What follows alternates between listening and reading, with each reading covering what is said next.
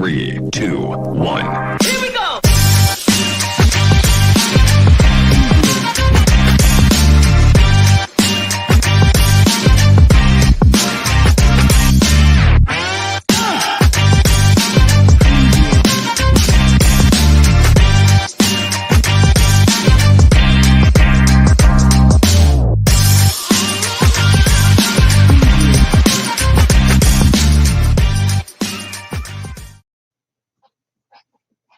Wayne's World, Wayne's World. Party on, Garth. Party Party on. on, Wayne.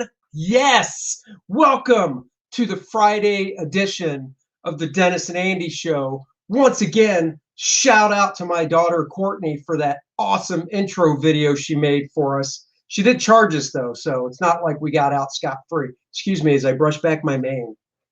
I should really put this in a pony. Oh man, dude, look how good I look when it's pulled back. You mean, look how good you look with hair? I look good with bangs. You know, you really do kind of look like Garth if you got rid of the gray. Yeah, man. Wayne's World. Wayne's World. Woo! I think Dana Carvey's going to be calling you up for infringement now. Church lady. The church lady. Isn't that special? Church lady isn't that special, Yeah. right? Isn't that special? Talking about the devil. Let's talk about the devil and all the dirty deeds done dirt cheap. AC/DC reference. It is. I caught that right away. I like that. You were a metalhead back in the day. Still am. Still a am. metalhead. It's just not nearly as popular. But yes, during the heyday, I definitely was. I don't know how women do this. Yeah. We got a really packed show today. We do. Hopefully, all of you, spoilers alert, we are going over Wanda Vision. And yes, you can't talk about it now without spoilers. So if you need to, pause, go watch it, and then come back in and rewatch it. That's right. Because Pause it. there will be catch this spoilers later because Yes. we're talking spoilers. Spoilers. Yeah. Yeah. All right. So Wanda Vision. This episode starts, and it looks like a little Modern Family riff on the opening, which I enjoyed. Totally was awesome. It was. She played Elizabeth Olsen, was Julie Bowen's character to a T. Her mannerisms, everything. It was so right there. They break the fourth wall, hence the title of the episode. And she just nailed it. Her mannerisms, Wait, what was the everything title of that the she episode? did. Breaking the fourth wall. Oh, that makes sense. Yeah. Yeah. It was really good. I don't pay attention to things like titles. Yeah, and details and I stuff. just watch the show. As long as it's got pictures, it's good. That's right. If there were captions, I'd be screwed. But yeah, that Modern Family take was just awesome, and they do it all the way through the show. The kids, you know, when the kids were sitting down there playing, she's laying in bed. All of the way the camera angles, I mean, they nailed it. just perfect. Well, I loved it too when she kicked the covers back and she still had her costume on. I thought that was awesome. I don't know why. I mean, I don't know what I expected, like, you know, pajamas or whatever, but just the fact that they pulled last episode in. Yes. Or wait, was it 2 episodes ago? Or no, it was 2 episodes ago last episode was the Halloween. Yeah. Yeah. Last episode. So I just love how they pulled that in. Yes. To it. And when you pull it back again, looking at Julie Bowen's character, you can see her laying in bed. Yeah, not today. No, not today. I'm just out. And right. You could literally swap them around. So good job, Elizabeth Olsen. You nailed it. Yep.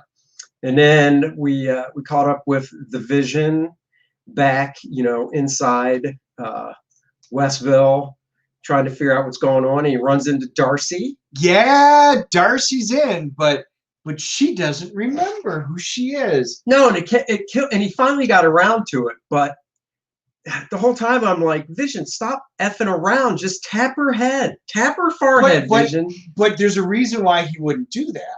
What? Because that's intrusive. Oh, come on. And he wouldn't do it, and he did in the right way. He waited until she was done. And by the way, right before Vision, you got to talk about the opening sequence. So the opening sequence was not Modern Family. Her part was, but it was The Office. And a lot of us out there love The Office and watch it. I swear, if you closed your eyes, it was almost the same music. It was so close and in the same vein. And then it comes up and it talks about Wanda, and you see Wanda everywhere. And then the final part on the opening credit, it says created by Wanda Maximoff. Yeah, which was great. But did you pick anything else up from that? When it said created by Wanda Maximoff? Yeah. Notice it doesn't say anything about Vision or no, his name else. just slides in. Yeah. Right. And Vision didn't create it. Wanda did. Right. He was like not even involved at all with it. It was strictly Wanda. That one, I thought that was a really cool, interesting call. Yeah. No, that was awesome. Let's see. The kids, of course, were fantastic in the episode again. I loved when in this scene when the remote controls bounced around and you saw the old joystick. Oh, the Atari. The Atari, yeah. I saw that, and that's the one that hit home for me because that's the gaming console I had growing up was Atari. 2600. Yep, that joystick with the little red button. Yep, and the kids are looking at it, and then it goes to like it was like one of the Nintendos. It just ran. And then it finally winds up where it's like he gets Uno cards. I just thought that was great, And then the kids are just looking at it, and then the part I thought was kind of funny. So the kids are holding controllers, but Wanda's lost control of the controllers. Right. That's what I thought was pretty cool about. I mean, I like that, but just in general, when she was sitting around after the kids went over with Agnes, when Wanda was just sitting around in the house and even making her cereal, and the things were changing back to the different time periods and stuff. And, you're just left to wonder, is this her losing control or is it something else coming into play? Right. And notice, so she reaches for, I think it was almond milk to start with. Right. And then it changes to a carton of milk, and she looks at it, pours it anyway. But then while she's pouring it, you notice it had like a picture of a kid. It said missing kid. And I wonder, I was trying to look at that, but it wasn't in focus enough. But you would think it does mean something if you could decipher, the picture better, because there's no way. Like, I get that there is that time period where cartons of milk, that's where they put the missing children pictures and stuff. So I get the reference, but you would think with everything else you're doing in the show, it always alludes to something, that would allude to something, but I just couldn't figure it out. Yeah. It makes you wonder, is it just a reference for children in general, or does it mean something more? Because eventually, is it a foreshadowing to her children, which we'll get to in a little bit, right. Or is it because there were no children in the city? Because remember, it was just her kids. Right. All of a sudden, Halloween episode comes, which we've talked about on our other podcast. Yeah. Boom, there's all the kids. But are some of those children going missing again because they're now fringe characters in her world? Yeah. So what is the meaning behind that? It's got to have some type of meaning. I mean, it could relate to the end of the episode where her kids, when she goes over to Agnes's house and she can't find her kids. Yeah. It could. I don't know. We'll get to the end of the episode because we got way more to go. Yeah, I thought it was really cool when she was in bed. We were talking about it. The covers get pulled about, lacking. But I noticed something while they were sitting there. She's laying there. You see the blanket gets pulled back, and the blanket and Vision's pillows, all the designs are in the shape of hexagons. Right. But it's a hexagon inside of a hexagon. Mm-hmm. So they're dual hexagons. So does that mean something? Is it like they're using hex powers inside of the city? Is there hidden meaning with dual hexes there?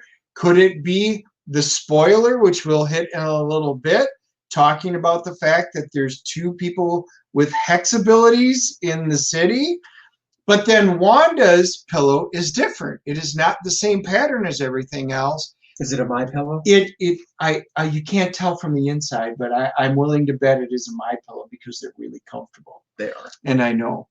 And instead of hexes, they almost look like the teardrops, but they're the teardrops that go around like you would see as a typical magic symbol. Right. So it's just kind of funny. Hex, Maniac, but those were the pillows. So it was an interesting little detail that I picked up. Don't know. It was an interesting, throw down a big word I learned, juxtaposition, shall we say?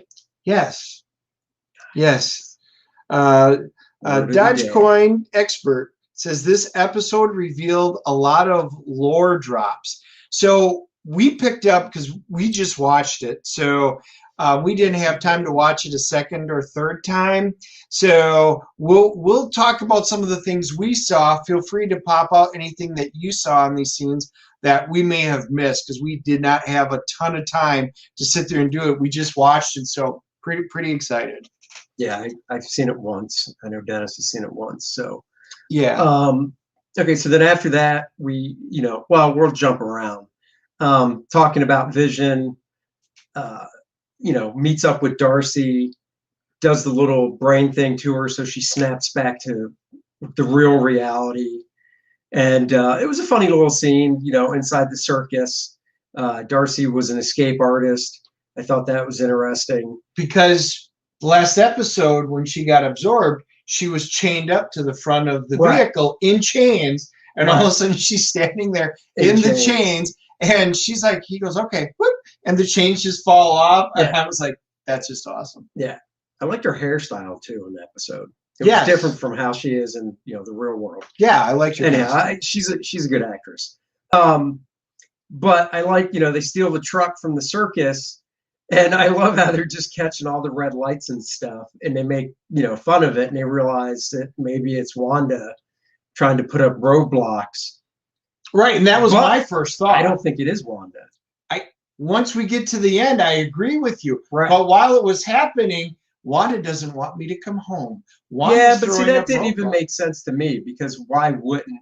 She made the comment, because when the kids asked, where's Dad? He'll come home if he wants to. And then I was like, and then all these things. So you're thinking maybe she doesn't really want him to come home right now until he's fixed himself. So anyway, when they really had some cute things, the guys who just show up in the middle of nowhere. Oh my God, the guys that do the work, but the best was the crossing guard, and just all these kids come out of nowhere. Yeah. So, but there was a little continuity issue with that I caught, which is you saw all the kids, and you saw there was a really long line going off screen. And it looked like they had a rope they were hanging on. Right, but then they cut to inside the truck, shooting from like behind Darcy to focus on her, and you can see out her window and the road's empty, which if the line of kids was that long, you would have seen some of the kids. Oh, I didn't catch that. And that's just the continuity thing, because when they have the camera set up, generally when filming, when they have a camera set up, they'll go through and film as much stuff as they can so they don't have to adjust the camera again. Right. So that just, so basically every camera setup you saw with the camera in that position, they shot all that stuff. And then when they did the camera setup from outside the truck, they shot all that stuff, So the point is, it's just a continuity thing where even in editing, somebody might have caught it. It just have been like, well, it's too late now. Yeah. Just, it's a small thing. It's like Game of Thrones having the Starbucks cup. You just miss things. That's right. okay. You just missed that. That's okay. It was still effective. It was still funny. Yeah. So he winds up getting fed up with all of this, and he just turns into Vision. Which there was another thing. And goes right through it. But that was another thing I was telling Courtney. I'm like, what are they even stealing a truck for? Just pick her up and fly over there. Because that's not what you do in a city.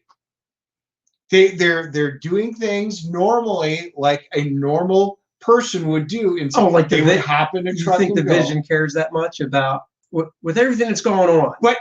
But notice, they have been following those guidelines throughout all the episodes, except when he flies out of the truck. Yes. And even last episode when he dropped his homemade costume and his real costume, and then he flew up. But I did like the fact he goes, but you saw me last night, and he recognized it was last night. Right. And then she goes, no, dude, I don't want to go out with you. Oh yeah. Fine, but I'm ordering the lobster. Yeah. No, that was good. I like that we got to see Agent Wu, and another comment here. You know, at the intro where it kept saying Wanda, one of the frames said, "I know what you're doing, Wanda." Oh, I don't remember that. Good catch. Yeah, I don't remember. I need to really watch these things more than once, but I don't. Did you remember that? No. Yeah, I don't remember that either. Good catch there. Yeah. See, that's why type in. We will miss things, especially since we only saw it the one time so far. But anyhow, so we got to see Wu and we got to see Monica again, and that's where they're driving to meet her friend, which is what we thought was going to be the big reveal. Who's the friend? We talked last week. Is it Blue Marvel? Could it be Mr. Fantastic? Somebody with all of this expertise. Come on. We know it wasn't going to be Mr. Fantastic. There were thoughts, No. Maybe. You're right. Probably not. But it was going to be somebody, we thought. And then it wound up being a military person who I wasn't all that familiar with. And I was like, oh, okay. I mean, is she anybody? Not to my knowledge. That's what I was going to say. I don't think she's did not anybody kick either. me off as anything. I don't know if she's made up. Maybe she was from the comics, and it's one of those really obscure Easter eggs. Research out there, but I that name does not ring a bell with me. But they bring out basically this really super cool rover she goes, it's the most heavily armored rover, and I was like, oh, this is going to be cool. But even when they said that, it's like, oh, it's the most heavily armored rover, for space, whatever. I'm just thinking to myself, yeah, well, guess where it's not going? Space. It's going to have to try to go through this hex shield thing. Right. So, I mean, I guess you got to try anything. Right. But you're telling me this thing's more armored. I mean, it didn't look like it's any more armored up than a freaking tank. Well, I was thinking of the M1 Abrams. I'm thinking, well, why would this be any better than just taking to the thing? Other than the fact that you don't want to take something that, and it's completely sealed systems and everything like that. And she even had the hoses hooked up. Yeah, that's true. So if something bad were to happen, she would be able to survive. But it probably can hold pressure. If it's designed for all of that. Well, I mean, she put on a fucking full spacesuit. Right. For God's sakes. So the rover was really cool, and it was a really cool sequence. It goes in, it hits it. It starts going up on there. She floors it. And then Monica, they're telling her to get out. So she escapes and she gets out.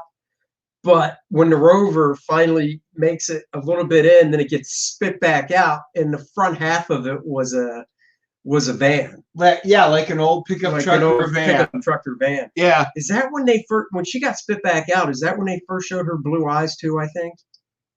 Or was it when she was in the city? No, when she was emerging. Oh, when she emerged through. That's right, Monica. You knew something was going to happen. She goes through the force field again. Wu's like, "Don't do it," and she just plows through it. And you see all the different visages of herself. She puts her hand through it, and she starts getting bored. And we're like, well, this is it. This is what we've been waiting for. Yeah. Is it going to be transformed? They don't make any mention of a name or anything like that, but she gets through, and she sees everything, and she's seeing all the she's seeing power. Well, she was seeing kind of like, but it's the ley lines, right? She's seeing the magical ley lines when she gets through. Yeah. And so she's able to see things in different spectrums. Yeah. Hence one of her names, photon spectrum, whatever they may wind up calling her. And her eyes were all or a lot of people are thinking, well, she's just going to be Captain Marvel. No, they're not going to confuse us with two Captain Marvels. They're just not going to do it. They're not going to do it. They're not going to go the Miss Marvel route because we already know there's another show. So I think it'll probably wind up being Photon in reference to her mother, which they hinted at earlier in, I think, first episode. Well, the thing is, if they even give her a name. That's right. And they don't have to. I mean, Scarlet Witch doesn't have a name. It's just Wanda. No, it's just we know her as Scarlet Witch. Right. So. Right. I mean, Pietro's never been called Quicksilver, I don't think. Yeah. So, no. So I mean, they don't have to. Yeah, they don't have to give her a name. But I will say, when she took her jacket off and stuff, the design of her shirt. Yes. Really, they tried to they designed the shirt that Monica was wearing to have kind of a throwback to her superhero costume from the comics. Yes. In a way. Only it's got the sword, big circle on it, which I thought looked really good. Yeah, no, I thought it looked really cool, and I like that touch. And then she goes and she bursts into Wanda's house, And, Wanda immediately recognized her. Is like, what the heck are you doing here? And Wanda uses her power on her and stuff just to realize, uh-oh, this girl's got some power now. She comes down in the typical superhero landing. Boom. And you're just like, oh, it looks like Iron Man sitting there. That's right. And she looks up and her eyes are blue. Yeah. And that's when you really see it. And then Wanda goes, whoa.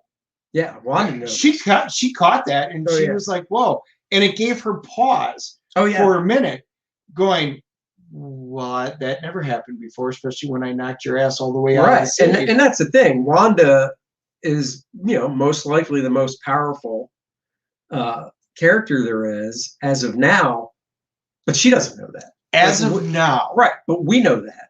Right. She doesn't know that. So she sees this person that doesn't know what ability she has, but she just knows she has some now. Yes. So obviously it's going to take her back a step and be like, whoa, wait a second, what's this all about? Yeah. So I thought that was really cool. It was, but we're talking about powerful people.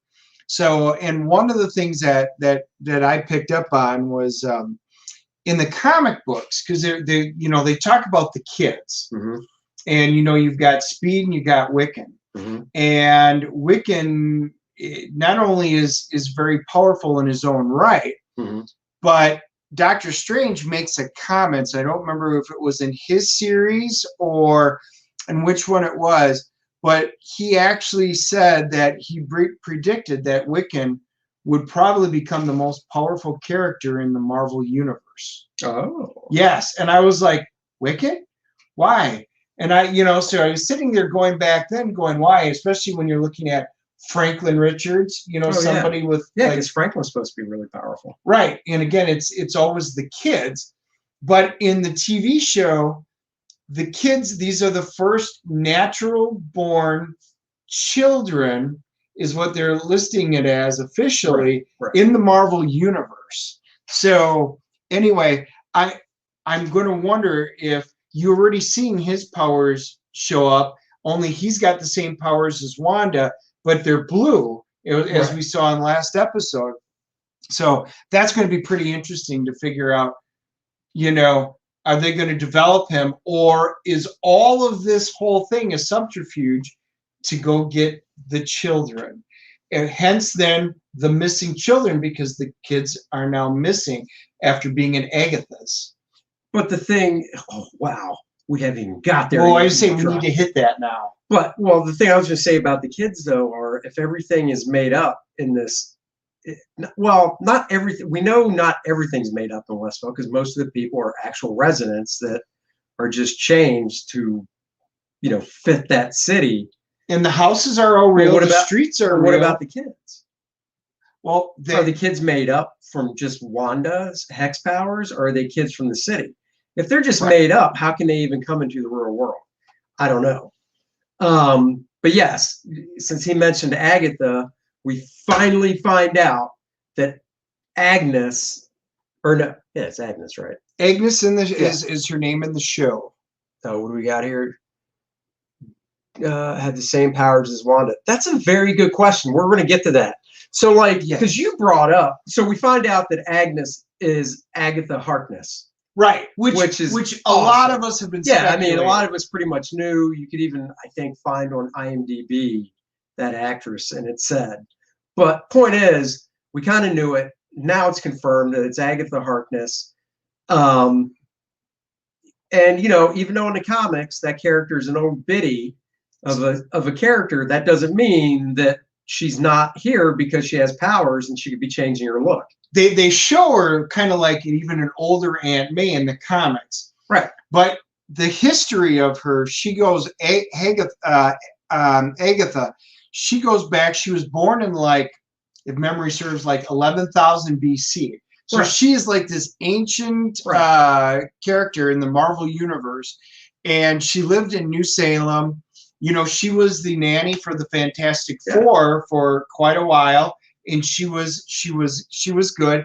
She wasn't always good to Wanda. Sometimes she was a mentor, but other times she kind of screwed with her. she wound up, she lived in New Salem. There was the group called the Salem Seven.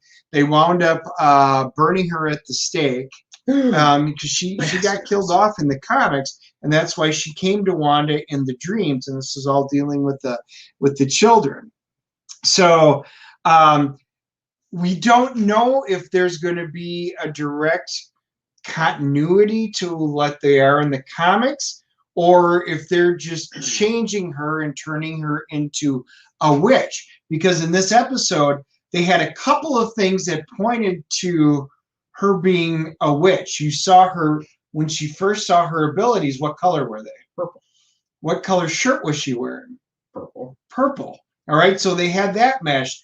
But remember the part in the episode where she goes, let me take the kids. Your mom needs some time away. Right. And then she goes, okay, that's wonderful. And she goes, do you need anything? Well, yeah, I've got this mole that's been bothering me. And I was like, weird. Whoa, no, that's not weird.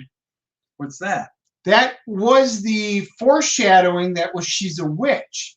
So a typical thing in witchcraft, like even in Dungeons and Dragons or fantasy stuff or anything dealing with witches, a sign of a witch is always a mole.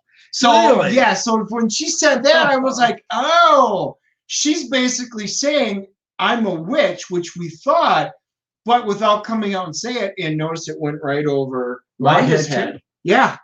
Oh, yeah, because so Wanda eventually, well, to get back, real quick, with the face-off between Wanda and Monica, that ends because Agnes comes over and basically, quote unquote, rescues Wanda, right, and takes her, back to her house.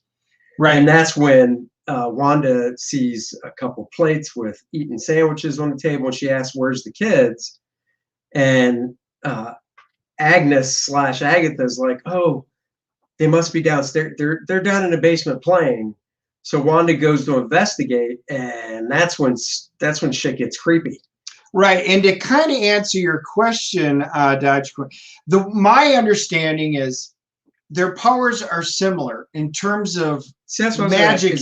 So Wanda's, you wouldn't call it hex power. So the problem is in the comic book, her hex powers are almost like probability manipulations, things like that. Right. It changes stuff. Where it's not quite pure. It's not pure magic in terms of it's a different type of where Doctor Strange's is all about incantations. Right. Chloe's is incantations. Agatha's was kind of I always thought it was more of a mixture of a hex-like ability with incantations that she could do both, but it's actual spells, because if you saw out there had in one of the shots when down in her lair dungeon, there's the book, and that book I think is the Darkhold.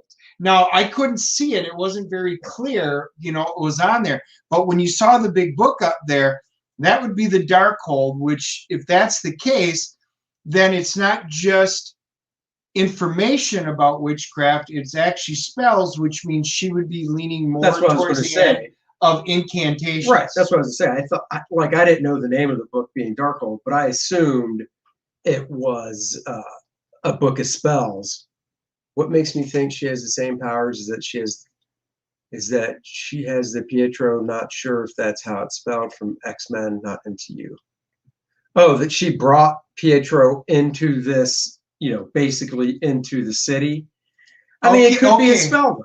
Well, she brought him in, but now here's the interesting thing. Pull up the Nexus picture. So, this will lead right into something that I picked up on. We were kind of having a little discussion.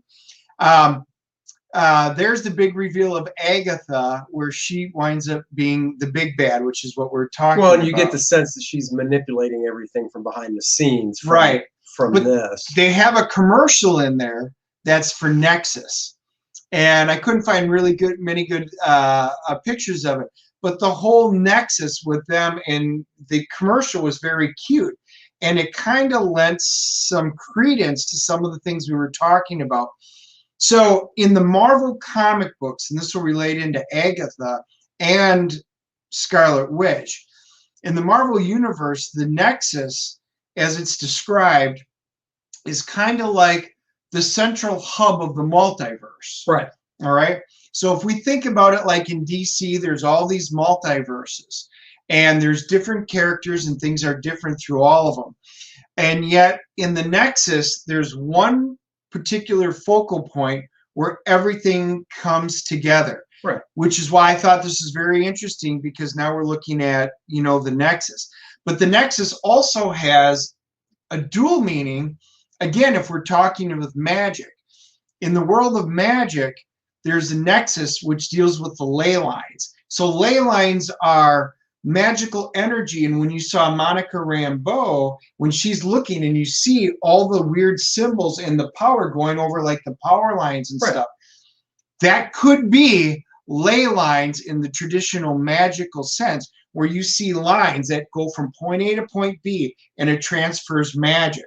All right. Oh, yeah. I see. So ley lines are very important, because the closer you get to a ley line, the stronger your magic. The other thing too is, I'm trying to remember, so correct me if I'm wrong, but when Monica saw that stuff, so we were looking through Monica's eyes, basically, her point of view, were those lines more purple than red? Yes, but they were purple and red and blue. Right. So they were red, blue, and then purple, which now means you've got potentially Wanda red, right, Wiccan blue, and Agatha purple. Agatha purple. So the color scheme may have something to do with the combination of those characters, and that's why they're portraying it that way in the show. Could be. The other interesting thing is Wanda she is what I think is what they're going to call a keystone. So they make reference, like again, the pipeline. No, it's not the Keystone XL. Well, that's gone anyway. It is. It is. This is the Keystone where, again, in the Marvel Universe, everything can change from the different multiverses. Right. But certain characters are keystones. And we know from the comics that Wanda is considered a keystone, which means she is the same in every single universe. She's different. So wait, you just said she's the same in every single universe. She's different. So she's she's the same in every universe. There's no difference in compared to, say, Captain America, who in this universe is different this way, and in this universe is different this way. Right. And Wanda's the same. She is the keystone now, which is interesting because with her being a keystone, when she summoned Pietro, because she heard the calling, is Agatha also a keystone? And how would she have access to the other multiverses and know it? Or did Wanda reach out and call for Pietro when she wanted him? And as she was doing it, Agatha used her ability. And then we see in the excerpt, when Pietro shows it, and you see the clip, you see the purple. You see the purple, that he's being manipulated by Agatha. So the question is, did Agatha call her or call Pietro, or did Wanda and she manipulated it into it? So who has the power of the multiverse, assuming that this is a multiverse Pietro? Well, the bigger question too is, for me, where did Agatha come from in the first place? Like, if Wanda, using her hex powers, created all this stuff, you know, made the people think the way they think inside the town and all that, was Agatha one of the people in the town already? Or did she come into it to push the manipulation? You know what I mean? Right. So there's a couple of possibilities. Possible one is Scarlet Witch came in, created the town. Anybody who was in the town was there. Agatha happened to be there. Possible. It is possible. And then she got caught up in it and then said, ooh, I have an opportunity. More likely is, did she somehow cause Wanda do some stuff and cause her to move in a direction? Almost cast a spell on Wanda. Right. To control her. Right. Or create such grief over Vision.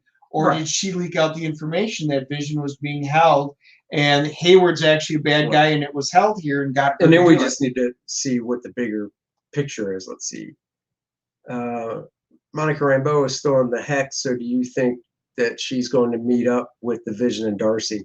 Oh yeah, Yes. yeah, I definitely do. I think one, if I don't know if this is I don't know if this has been proven true, but apparently the last 2 episodes are an hour long instead of like 30-35 minutes.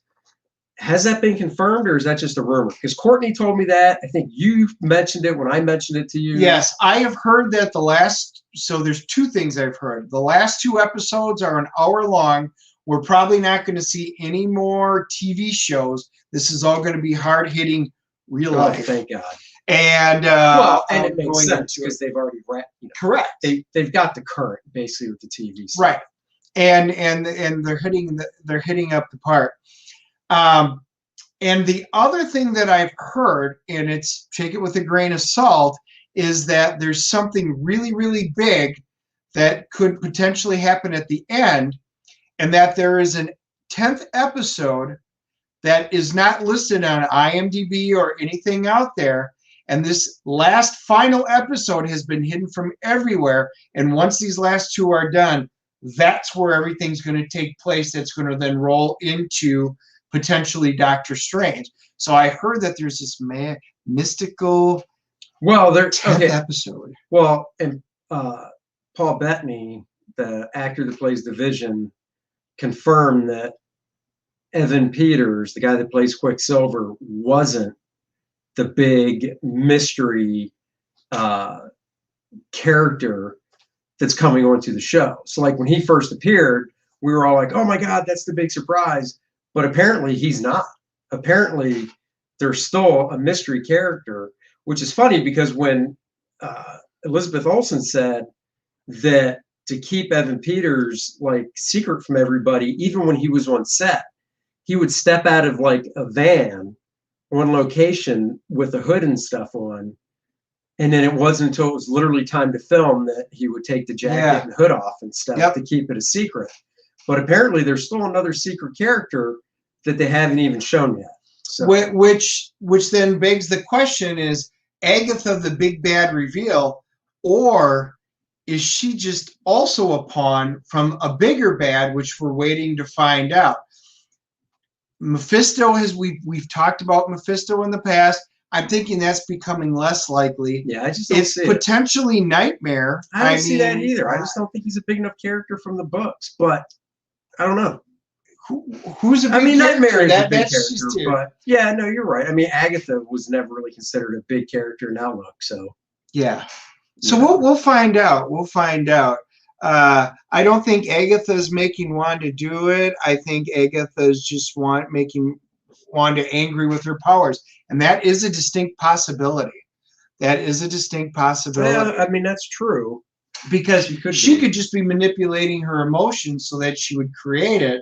That's the key question, is if Agatha is the one controlling all this stuff, what is the motivation for her? Correct. What is her end game? Right. See that? I did. What is her Infinity War end game? See, that doesn't work. But what is her end game works. But it's true. What is Agatha's end game of all this? Like, because she has to have one. It can't be just, we're just assuming she's the big bad. Right. I still think it could be Nightmare or Mephisto, somebody coming in there, and then we're just going to go, Khan!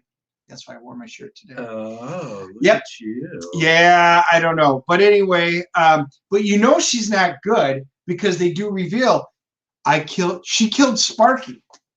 I know, what a bitch. And then you're like, oh my God, it really was. Because she was like, look what I found. She killed the dog, which means you're bad.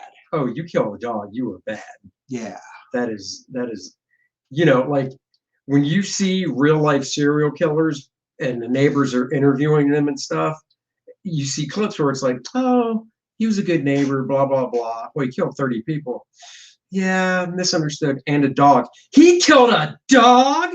Right. I mean, people get more upset over that than the 30 people that serial killer killed. Yes. So yeah, you don't mess with dogs.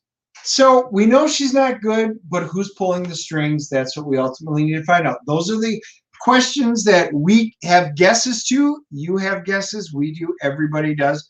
We'll find out next week. We'll find out more. And then we'll discuss it then. We will. So moving on, we're going to review a couple comics that Dennis picked up, and after he read them, he let me borrow them to read, and I said, sure, I'll borrow these, and I did too. So first up is this garbage book. Garbage. Obviously, Andy and I did not see eye to eye on this one. Devil's Dominion. Now, is this the same guy that drew the inside that did the cover? So yeah, so it was written by Brian Hawkins, illustrated by Raphael Forte. So it is the same artist. Yeah, and it was colored by Carolina Pointis, and Justin Birch did the letters. The premise is there's a girl named Devlin. She sold her soul to the devil, but she managed to get it back, but she kept her demon form and ability. Now she can sense other demons, and she uses this power to track them down because she's got a demon within her, and it's a constant struggle to maintain control over it. Something tells me the devil is not happy with this. So that's kind of the premise going into reading it. And I was like, that is an interesting premise. That sounds pretty cool. Now the question is, can you pull it off? No, they cannot. I will let you go first with your negative opinions. Okay, so I've always said, I make no bones about it, I'm intrigued more by art than anything else, but we do want to review other books that aren't from the big two. So, even though this isn't something I would normally pick up, I'll give it a shot, obviously, for the show. So I do like the cover. I thought the cover looked pretty good. Actually, my friend Moose Bauman colored the cover. The interiors, I don't know any of this for a fact, but I'm guessing, Moose was too expensive for them to afford for the interiors, because this is drawn by the same guy that drew the insides. I do like the cover. I'm not a big fan of the coloring on the inside of it. I'm not a big fan. This page isn't too bad in regard to the page layout. Well, what did you think of the design of her? I mean, as a person, as this? And as as the person, I thought. She's fine. Wait, what about the devil? That's where these creatures, like, is this her? Yeah. Yeah. See, this is just weird because, and this is a storytelling problem I have. So you got this truck ripping out of here because they're trying to get away. This picks up in the story. This isn't page one. So this truck's ripping out of here. They're left in the house. This dude, who's a human, tried to stop the driver of the truck. I don't know what she's saying here. I can't remember. But the basic gist is you go from this panel to this panel where she jumps out in this demon form. And I'm sorry, but this is bad storytelling. There needs to be, I feel, a panel in between showing her transformation from this human into this. You need a transformative panel? I do, because I'm sorry, this is just bad storytelling. This just confused the crap out of me. Because I was like, whoa, where'd this come from? And yeah, there should be just one panel to set it up, because once you set it up in the book showing that transformation for the first time, after that, because there's a couple more pages in this book where she goes back and forth from human to demon and so on. So you show it the first time where she's transforming, then you don't have to show it again. But you set it up the first time. I get what you're saying. So the reader goes, oh, she transforms into this. Got it. And then like, let's say 2 pages later, you see this, and it's not jarring because you saw before, oh, she transforms into this. So it's like the original Hulk TV show where you saw him kind of transform the very first time, and then many of the other times you see his eyes go green, and that's all the far. Right, you see his eyes go green, then the next shot he's busting out, he's busting down a wall, and he's Lou Ferrigno. I get your point. Yeah. This coloring is just, I couldn't, it's just so dark and saturated that it was very hard for me to read, and he just busted out of, or she just busted out of this house. She's coming down the street. What's going on back here with these eyes and stuff? Are these eyes? What are these? I don't know. Well, no, they're not, because they're over top. Like, I guess it's a color effect. I don't know. And that's the problem. I shouldn't have that question. When you're reading a story, you shouldn't, everything should be clear enough to where you shouldn't stop and pause because you're lost within the story. And now there's one thing if you're reading a mystery that, like a mystery novel or, a comic book. Watchmen was a mystery when it came down to it in certain aspects. I was never lost though. All right. I see your point. So the artwork just was distracting to me. We get to hear, oops. And this is the dude that she's chasing, right? Yeah. Yeah. I don't believe there was ever a transformation panel of this guy, the human, changing into this demon. So once again, I'm just like, what's going on? And then this guy's panel layouts, and so far this page isn't as bad, but I like inset panels when they're done right. And what I mean by that is this inset panel would work better with a white gutter than instead of this black, because everything just kind of runs together and it doesn't separate as well. And that's just bad design. So, I think the thing is Dennis and I are just coming from it from two different standpoints, educated and Dennis. It's true. I just like things or don't like things. No, like this page, I don't know. I just didn't like the story that much either. It wasn't my cup of tea. And I'm not all just about the superheroes, because the other book we're going to review after this, we both enjoyed, and it's not a superhero book. Well, then I'll give you my take on it, because I enjoyed it. Devil's Dominion, to me, again, it's the premise of it is what struck me, because I even said when we said we were going to review this book's either going to intrigue me after I read the first one, or it's going to be awful and I'm not going to want to touch it again. Because you like Satan? No, just the premise. Now, the other thing is, this book could either just be a very interesting story, or it could go total woke, and you couldn't tell by the description which direction they were going to hold. So, but I like the premise. It had a Ghost Rider, Hellstrom vibe to it, because she's got these demonic powers granted to her by hell, and she's basically going after to save other people's lives who were in the same predicament, also to take away their powers granted by hell. One of the interesting things you find out is she just doesn't kill the person. She saves them by taking the sin and the reason why they got it in the first place and absorbing it into herself, and making it, she absorbs it and basically takes on the punishment for that person as well. Right. I think that is just a really cool and interesting premise. That's what Ghost Rider did. No. In a way, he had the where the penance stare, and stuff, which made you sit there and look at it. She's physically absorbing. Andy, you got all these sins. You're a devil. I'm removing your sins and making you potentially good again, and absorbing it. And I'm never going to be good. I'm going to hell for eternity, and I know this. Right. All right. I could use somebody like that. I know, we all could. No. The first issue kind of serves as an intro to the story basics, and it's a very basic story. The writer, he kind of lays out the rules of the universe, because we're always used to Marvel and DC and the rules that they use it up. But he's setting up the rules, so it's a very basic rule set. We don't get a whole lot of information about the main character, her.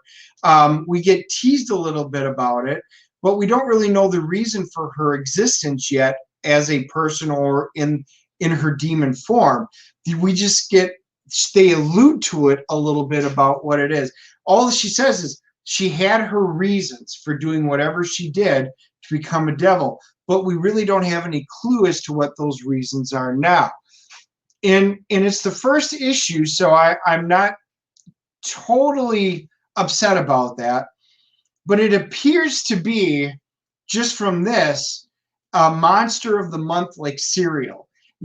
Kind of like Supernatural or Charmed, if you ever watch those shows, where every week it was somebody new and they're going to go do it, or like maybe Electra Woman and Dinah Girl, if you want to put it, where it was always some new power that they got and they hooked up to it. I've got a vibe that it's going to be something like that, and that's okay. So the story's very basic, but at the very end, it's really cool when we don't have the panel for it. I don't want to spoil it, but it was a really cool final panel. Hel's not happy with the fact that she's doing this, and it was, to me, a really good looking panel, and it intrigued me enough where I wanted to see what's going to happen. So in my view, I liked the book. I didn't love it. I like the artwork. I didn't mind the artwork. I thought it was, well, it was decently drawn. And I get Andy's point, and I don't disagree with what he's saying. Andy got pulled out of the story. I did not, for it. And that's one of the things with me when I read comics. Part of the being a comic book creator myself, drawing comics for a living, it's difficult to read them with a total unobjectivity. I guess that's the right way of saying it. Yeah. Because I'm, the good part when I buy a comic for $4, people say $4 for 20 minutes of entertainment, because, that's how it takes them to read a comic, whatever. But for me, it's actually $4 for about an hour and change, not because I'm a slow reader, as some people would lead you to believe, but because I really poured over it, and I really pour over the artwork and look at everything and really try to take it all in. So while I'm doing that, I can get pulled out of the story easier when I see something that I don't think works as well storytelling wise.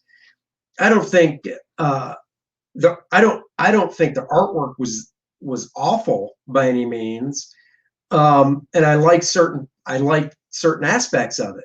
I did not like the coloring that much. I think the coloring with some art direction could have been better. I don't think the colorist should be, kicked to the curb and never given a job again. That's ridiculous. I just think that the coloring could have used some editorial art direction in regards to how they approached specific things, aspects of the project. Same with the storytelling. If I got pages in after reading the script, and I don't know what the script looked like that the writer or the artist got from the writer, but if there were no transformation panels in the script, as the editor, I might have contacted the writer and said, hey, just to help people understand this, let's get a couple transformation panels in here, and I would have done a little more editorial work on it. And then, just story-wise in general, I mean, the concept sounded cool. That's why I read it. And, because we want to do these reviews. It just wasn't my cup of tea. Well, let's give it the CGC grade that we always do. You can go first. Yeah, CGC grade is on a scale of 0 to 10, kind of like the CGC grading system for comic books. So, I mean, look, everything I said, you'll probably think I'm going to go lower, but I'll give it a 6.5. Oh, I totally didn't think you were going there. Yeah, wow. Well, because I want to try to be objective as well from the standpoint of what would somebody else that isn't going to tear it apart like me think. I was actually I'm going 7.0. Oh, so we're not that far apart. And I thought it was good, and I thought it was fine. Fine plus, very fine minus. It intrigued me. I said I liked the art. The cover is what pulled me in. The premise of the story pulled me in. And to me, it didn't do there wasn't a lot of detractions. I just didn't think I got quite enough, but it did enough for me where I already put it on my pull list because I want to see how the next couple of issues go. I think it's got potential, and I think it's got potential to be a really interesting story. So I definitely am going to get 2 and 3 just to see where the direction that they go and give it a chance. I enjoyed it. Glad I picked it up. Yeah, and then let's move on to Maniac of New York, #1 by Aftershock Comics. Dun, dun, dun, dun. Yep. You can explain this one. Story was by Elliot Kalin. Andrea Muddy did the art, and Shawner Taylor says the page of art looks great to me. Like I said, we want to move on to this one, but like I said, I think the biggest issue I had was with the coloring. But, we gave it our scores. But, to each their own. If you like it, if you like what Dennis had to say about the story, go out and buy it. Some of us liked Wonder Woman 84. Some of us didn't. Yeah. It's just the way it is. And that's some fine. of us That's love Green Lantern because we know it's awesome. And Yep. some of us have no taste in movies. Well, for half the movie anyway. Oh. So the premise behind Maniac is this is kind of cool. This kind of intrigued both of us. The premise behind it is Maniac Harry is inhuman, unkillable, and unstoppable, which is why the authority solution has been to ignore him and let New Yorkers adapt to a world where death can strike at any moment. When Maniac Harry starts killing his way through the how's that different from current New York? Right, after the videos we just watched today, it's pretty much the same thing. Death can strike at any moment in New York from what I've seen. When Maniac Harry starts killing his way through the subway system, trauma-haunted political aide, I have no idea what you just did. No, I got it. Aide Gina Green and disgraced NYPD detective Zelda Pettibone become determined to go rogue and destroy him. But how can they fight a monster when they can't even fight City Hall? That's right. You know what? Sounds like a interesting slasher book with a little bit of taste, maybe a hint of Purge to it. I'll let you kind of kick off your feelings. So I was, when Dennis first got this and brought it over on when we do our new books on Wednesday, stuff we buy, I saw the cover and I was immediately intrigued. One, because I like the style of it. Let me blow this up some. I like the style. So the artist, Andrea Moody, I'm sure I'm screwing that up. He's doing everything. So he's doing the coloring and everything. So I like the watercolor feel of this, and with the way with the advent of the computer programs like Photoshop and Clip Studio, and there's other programs out there. I honestly don't know if this is hand painted or if this is done on a computer. Either way, I think it's a really cool style. I like the watercolor look of it. Story-wise, I was intrigued immediately because I like serial killer type stuff when it comes to novels and movies. So in comic book form, I'm there. I thought it was really intriguing how it started off with basically Times Square, New Year's, and this dude's running around with this cool ass looking knife. Because it's not just a machete. Look at these points it has on it and stuff. And you get to the double page spread where I think, if I remember right, he took out like 79 people.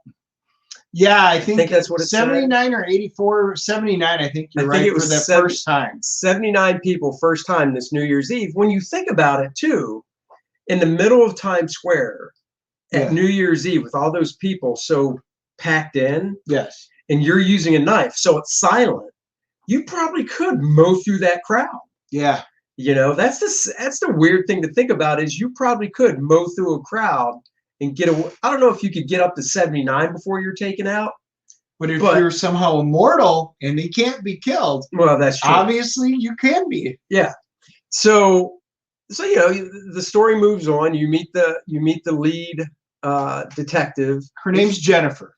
Is she a detective or just a cop? Well, Jennifer, she becomes the head of a task force. That's right. So they've now created a task force for Maniac Harry. And you're thinking, ooh, a task force, we're thinking like Agents of S.H.I.E.L.D. And you get in there. It's a joke. And it's this tiny little room with a desk with not even a phone. And they're like, there you go. And she's like, for when am I getting my office? Well, that is your office. Oh, and this is present day. So it's not only that there's no phone. I don't think there was a computer in the room. It was literally just a desk with like a blank wall in front of it. Right. And she expected, like you said, to walk in and see other cops because it's a task force. And she's but like, it's just her. I have an idea. When are we going to meet with the mayor? And they're like, the mayor? She's like, What's so Right. funny? Everybody They thought she was joking. Yeah, because it's been 4 years or 5 years now, and everybody's just given up on this freak, and just like Dennis said, just resigned the fact that you might get killed by this guy. It looks like, if any of you watch the IT Crowd, which is one of the funniest comedies, it's on Netflix, where they're in the basement and, you know, they literally have nothing. Nobody knows who they are. They could care less about the IT people. It looks like something from the IT Crowd. They're just in the middle of nowhere, nothing works, and that's just the feeling that you get. It's just pretty funny. But you start finding out that she's taking this very seriously. Right. Where everybody else thinks that's a dead-end job, it's a joke. You don't have a task force. The task force is you. Right. You are the task force. She's like, what? How do we not have a task force? Well, you're it. And they've given up on it. And she's got this huge drive, and you're trying to understand the reason behind it. And, you know, what's her motivation? Feels like Galaxy Quest. What's your motivation for this character? And it winds up being, you know, something's happened into her past that's deeply affected her. So she's gung-ho. She wants to take him down. And if she has to do it on her own, she's going to. Yep. So she winds up getting hooked up with Zelda, which is a New York NYPD detective who really wants nothing to do with this. Well, because she knows. She thinks it's a joke. But she was just like her, you find out, in the beginning, and there's nothing you can do. You're fighting City Hall, right. And she wants nothing to do with it. You finally get a picture of him from there, and he kind of reminds me of kind of a mix between Jason Voorhees and Michael Myers from like Halloween. Right. I mean, the look of him is just really cool, and you're kind of picturing this of a guy walking through it. Well, they've got this new subway system that they're doing, which doesn't require any driver, so it's an automated brand new subway that they're putting into it. As soon as you hear them talking about that, you're like, well, how can this go wrong? That's the perfect place. We know he's going to show up. Yeah, exactly. Yeah. There he is. Yeah, it's just a really cool, you know, you kind of know what's going to happen. But this whole background is set on this train being deployed. It's just like a really good target. So it's a straightforward slasher kind of book, but it was really well done. Now, Andy really likes it. The artwork, this is where we'll differ a little bit. This type of artwork normally is not my cup of tea. Watercolors with this kind of color. And when I first looked at it, I went, I don't know if I can do it. But you know what? After reading it, the artwork fits with the way they're telling this very well. It complements it. I mean, I will say, and we don't have pages as examples for what I'm about to say, but there are a couple panels and a couple scenes where he got a little loosey-goosey. I mean, you can tell the guy's artwork is loose, and he's doing a lot with the watercolor or the coloring that he's doing, which is good, because the one thing I respect highly about this is he did the whole ball of wax, you know, so you could say pencil, ink, and color, however you want to break it down, he did it all. So he has a specific vision for the book, and what you see came right out of the artist's mind. So, you know, he's definitely playing it loose. Like sometimes he'll just do an outline in ink and then fill the rest with some color rendering. Sometimes it works, sometimes it doesn't. Some of the backgrounds get a little loose in areas where I'm kind of lost at where I'm at because of how loose it is. Once again, I think that was intentional on the artist's part, but I never lost track of the story like I did with Devil's Dominion. I like the ending of this, and you know, like Dennis said, as soon as they set up this new automated train where there's, you know, no conductor and all that stuff, and they're basically taking it out for its first run, you kind of know how the first issue is going to end, but it still ends on a cliffhanger where you're kind of like, oh crap, you know, how do they get out of this? And that's, you know, that's like any good episodic TV show. that ends with that to be continued. It always ends with the, well, oh crap, how do they get out of this? So, you know, I'll be back for issue 2 to see where it goes. I thought it was pretty good. This is a mini series, isn't it? I did not see it as a miniseries, and it didn't show through the previews that way. So I've got it set. Well, I guess we'll find out. Give it your rating. Oh, I'll go a solid 8. Yeah, I'll go an 8 on this because I think the artwork complements the story really well, and I enjoyed it. You know, I could see this. I could see this as a movie. I could see it as a limited series, you know, hour-long episode limited series on Netflix, or, you know, like, you know, a 2-hour movie. So I'm on board with it. Oh, I'm also giving it an 8.0. I thought it was, like I said, if this were a superhero book and I saw the art, I probably would have said nope and just turned it back in. Nope, just put it back on. Yeah, I wouldn't.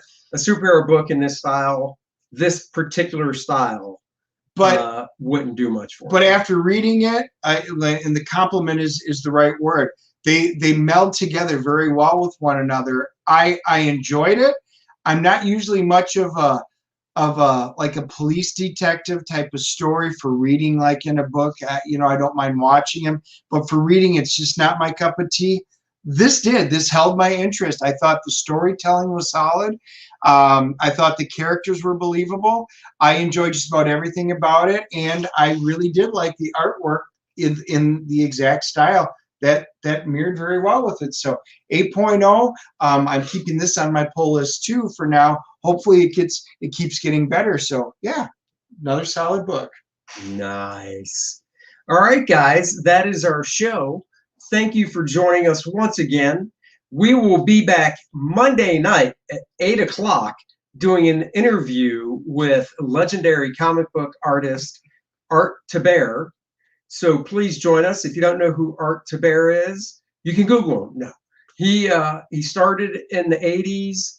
He started gaining steam in the late 80s, early 90s, inking Superman over Dan Jurgens. Then he moved over to the X-Men office at Marvel, doing a lot of X work. He's also even though the bulk of his work, I think, is inking, he's done a lot of penciling. He did Cable over at Marvel in the early 90s. He was part of Extreme Studios. You name a book, Art's probably worked on it. He's a great guy. He's a good friend. So we're going to be doing an interview with him Monday night at 8 p.m. So join us for that. You can find us on Facebook, Dennis and Andy Show, YouTube. Please like, subscribe, share. That way you get notifications. That's right. Hit the little bell at the little corner down there, notifications button, so you know when we go live. And we'll see you guys on Monday, and hope you all have a nice weekend. Bye-bye, everybody. Bye, guys.